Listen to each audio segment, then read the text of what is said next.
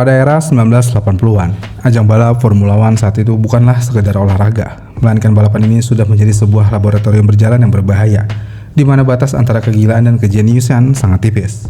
Dan di era ini juga, tepatnya pada tahun 1981, F1 juga sedang berada di tengah perang saudara teknis, di mana penemuan ground effect oleh Colin Chapman beberapa tahun sebelumnya yang telah mengubah mobil balap menjadi memiliki sayap raksasa yang bisa memberikan efek vakum besar ke aspal dan bisa memberikan kecepatan menikung yang sangat ekstrim.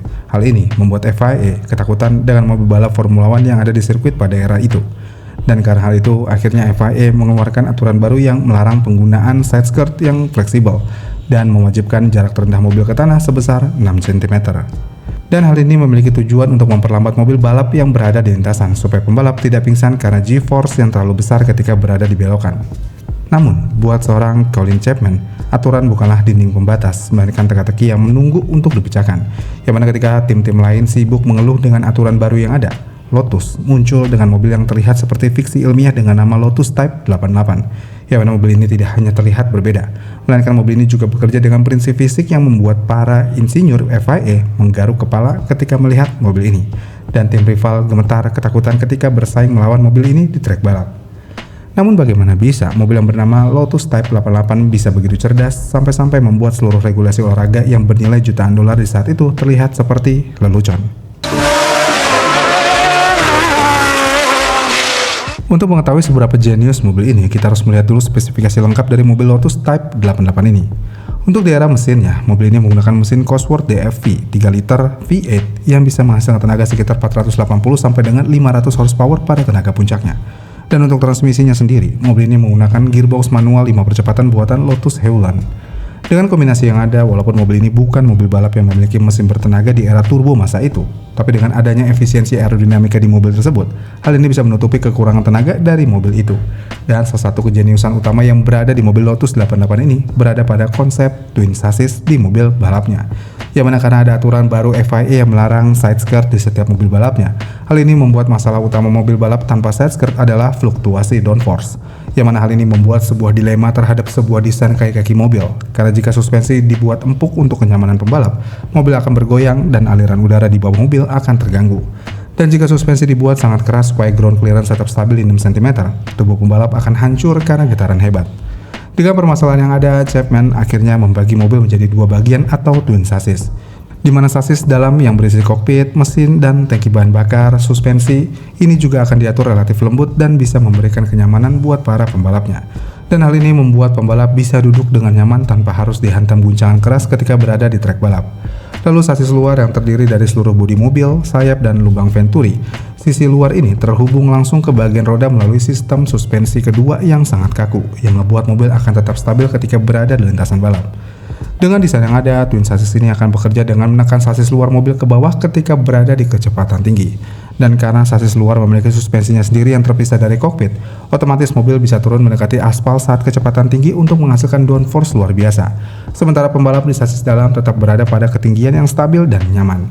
Dan begitu mobil melambat untuk pemeriksaan teknis FIA, pegas pada chassis luar akan mengangkat bodi kembali ke posisi 6 cm di atas tanah. Secara teknis, mobil ini mematuhi aturan 6 cm saat diam, namun bisa dikatakan curang demi performa saat mobil berada di kecepatan tinggi. Dan dengan hal yang ada, karena semua tim pabrikan sudah mengetahui dari teknologi jenius dari mobil Lotus ini, akhirnya ketika Lotus 88 muncul di pit lane Grand Prix Argentina tahun 1981, kepanikan tentang mobil balap ini melanda tim balap lainnya yang berada di grid. Dan tim-tim besar seperti Ferrari, Williams, dan Brabham, mereka tahu kalau jika Lotus diizinkan balapan di seri ini, musim yang baru setengah jalan itu akan berakhir saat itu juga, karena Lotus sudah pasti akan mendominasi. Dan karena hal itu, tim-tim lain yang langsung melakukan protes keras dengan alibi ini tidak adil. Namun alibi mereka diperkuat dengan penyerangan dari sudut pandang legalitas. Yang mana karena regulasi F1 dengan tegas melarang bagian aerodinamika yang bisa bergerak demi keamanan, FIA berargumen bahwa karena seluruh bodi atau chassis luar Lotus 88 bergerak naik turun terhadap chassis dalam, hal ini menjadi dinilai kalau seluruh bodi tersebut adalah perangkat aerodinamika bergerak, yang membuat mobil balap Lotus ini akhirnya menjadi dilarang. Tapi di posisi ini Chapman membela diri dengan mengatakan kalau chassis luar adalah struktur utama mobil, bukan sekedar sayap tambahan. Namun, FIA yang berada di bawah tekanan politik dari tim-tim lain tetap melarang mobil ini untuk menenangkan semua tim balap yang melakukan protes. Dan FIA juga memiliki alibi kalau teknologi ini memiliki masalah keamanan ketika di dalam trek. di mana menurut FIA, sistem ini memiliki risiko kecelakaan fatal ketika sistem sasis ganda ini tidak berfungsi pada kecepatan 300 km per jam, yang mengakibatkan sasis luar bisa aja terlepas atau mengunci sistem kemudi. Dan meskipun Lotus melakukan pengujian dan pembuktian kekuatan dari sasis luar di mobil balap miliknya, sayangnya penilaian eksperimen berbahaya terhadap mobil Lotus 88 ini sudah terlanjur melekat di kalangan tim balap lainnya dan juga FIA. Yang pada akhirnya mobil ini harus didiskualifikasi berkali-kali. Bahkan setelah Lotus mencoba memodifikasinya menjadi Lotus 88B, mobil ini tetap tidak bisa lulus dari spesifikasi yang sudah diberikan oleh FIA. Dengan permasalahan yang ada, akhirnya Chapman sangat terpukul sampai-sampai dia mulai kehilangan minat pada ajang balap Formula One dan menyebut bahwa olahraga ini bukan lagi tentang teknik melainkan tentang politik. Dan semua perkataan Chapman tentang Formula One sejak era itu sudah menjadi ajang balap politik terbukti dengan adanya medan tempur politik yang brutal antara FISA, Badan Pengatur Otonom yang didirikan FIA, dan FOCA atau Badan Asosiasi Tim, yang mana Bernie Ecclestone dan Max Mosley dari FOCA sedang berupaya merebut kontrol komersial Formula One pada saat itu. Dan ketika Chapman muncul dengan Lotus Type 88-nya, dia tidak hanya membawa inovasi di mobil balapnya, tapi juga membawa ancaman terhadap keseimbangan kesuksesan Formula One. Dan tim-tim besar yang tidak memiliki anggaran riset instan untuk meniru konsep sasis ganda merasa terancam akan dominasi Lotus yang bisa membunuh nilai tontonan dan sponsor mereka. Dan para pemilik tim lawa menekan Jean-Marie Balestre atau Presiden FISA yang terkenal temperamental untuk melarang mobil ini karena memiliki perangkat ilegal yang berbahaya.